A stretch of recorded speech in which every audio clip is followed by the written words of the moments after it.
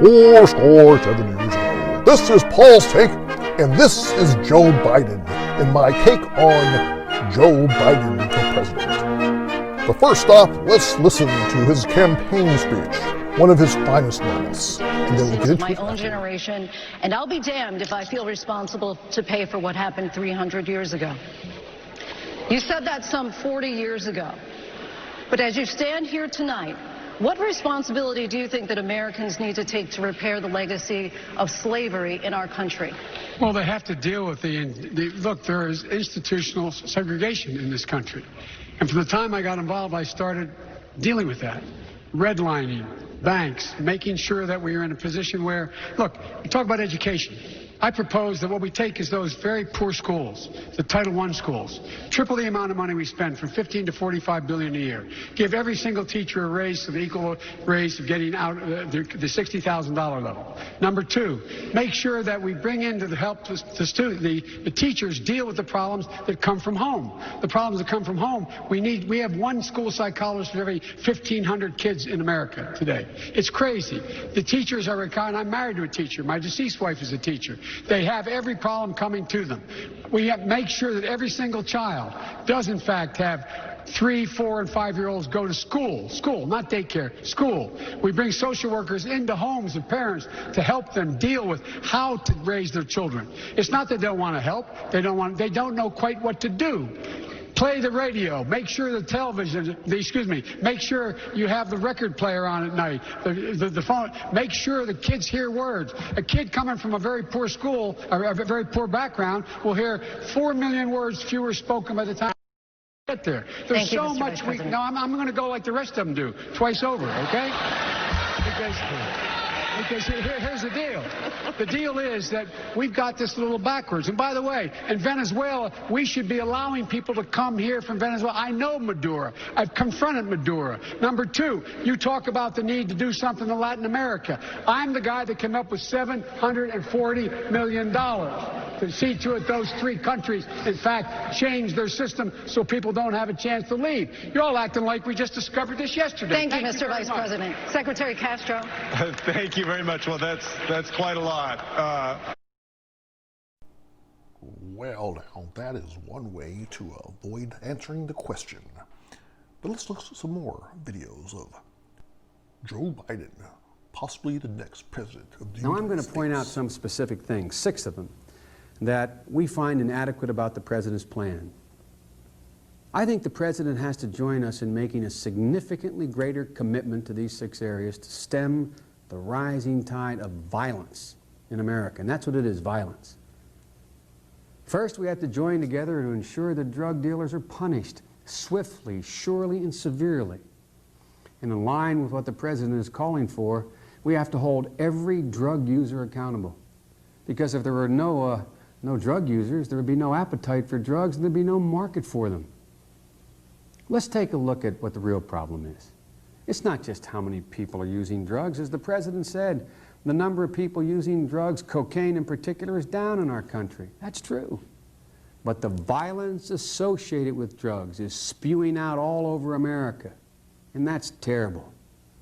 I know it's hard to believe, but this very day, violent drug offenders will commit more than 100,000 crimes on this day alone. And the sad part is that we have no more police in the streets of our major cities than we had 10 years ago. And what the president proposes won't help much. What he proposes is no increase over what the Congress has already approved last year.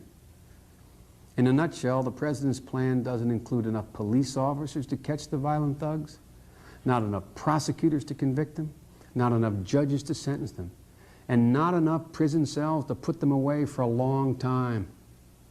That's why right now, 6 out of every 10 criminals who are arrested on drug charges have their cases dropped. That's why we think the president should triple the commitment that he's made tonight for police, prosecutors, and judges for our cities and our states. You don't have to agree. You don't have to like the people in terms of their views, but you just simply make the case and you beat them. You beat them. without changing the system. How does it feel that your Democratic rivals are implicitly saying that you have issues talking about race? They know better. Are you going to apologize? Like Cory Booker Apologize for what? Cory Booker's called for it. Cory should apologize. He knows better. There's not a racist bone in my body. I've been involved in civil rights my whole career. Period. Period. Period. Perspectives change over time. Bobby Rush, member of Congress, said the other day, "I'm ashamed that I voted for the '94 crime bill." You ashamed of that bill? Not at all. And in fact, I drafted the bill, as you remember. I know that. Unless we do something about that cadre of young people, tens of thousands of them, born out of wedlock, without parents, without supervision, without any structure, without any conscience developing, because they literally, I yield myself 3 more minutes, because they literally have not been socialized. They literally have not had an opportunity. We should focus on them now, not out of a liberal instinct for love, brother, and humanity, although I think that's a good instinct, but for simple, pragmatic reasons. If we don't, they will, or a portion of them will, become the predators 15 years from now. And Madam President, we have predators on our streets that society has, in fact, in part because of its neglect, created. Again, it does not mean because we created them that we somehow forgive them or do not take them out of society to protect my family and yours from them. They are beyond the pale, many of those people. Beyond the pale. And it's a sad commentary on society. We have no choice but to take them out of society. I was actually it was hurtful to hear you talk about the reputations of 2 United States senators who built their reputations and career on the segregation of race in this country. And it was not only that, but you also worked with them to oppose busing. And, you know, there was a little girl in California who was part of the 2nd class to integrate her public schools. And she was bused to school every day. And that little girl was me. To coddle the reputations of segregationists, of people who, if they had their way, I would literally not be standing here as a member of the United States Senate, is, I think, it's misinformed and it's wrong. So I think his words speak for himself.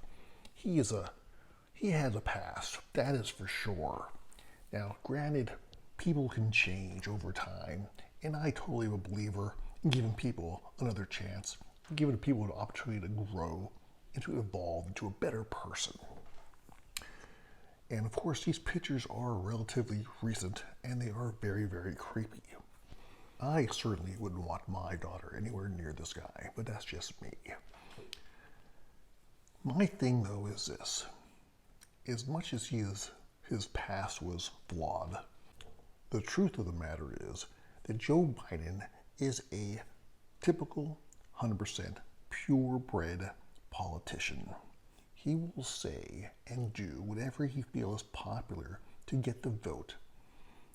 He, in the past, when it was cool to be kind of racist, he was racist.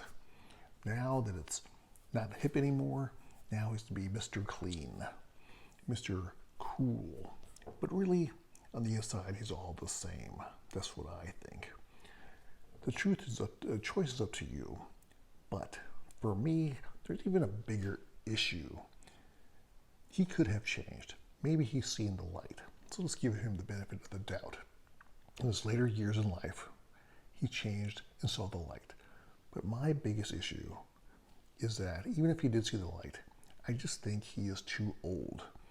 When he speaks, he can't control his thoughts. When he was younger, he was a top dog, #1 lawyer. He was slick and smooth and cool as can be. But now, he's almost scary to watch in any kind of press conference when they're asking him questions and he's not reading off a prompter. I just don't think he has the mental capacity, agility, flexibility to be president anymore. In his prime, yes, I think he was probably one of the smartest guys out there. And in truth, in the past, I actually did like him before I really got to know him. But, because he was a straight shooter, I thought. But I think, his time has passed.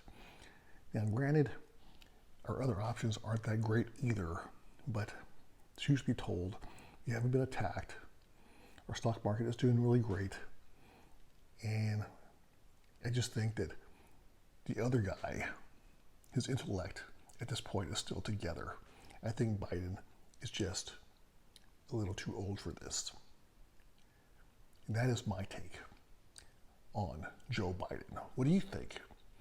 Does he still have the stuff to be president? Is he a leader? Will the other countries respect him? Tell me in my comment box. Please hit like, subscribe for more of my take on different things. Thanks for watching Paul's Take.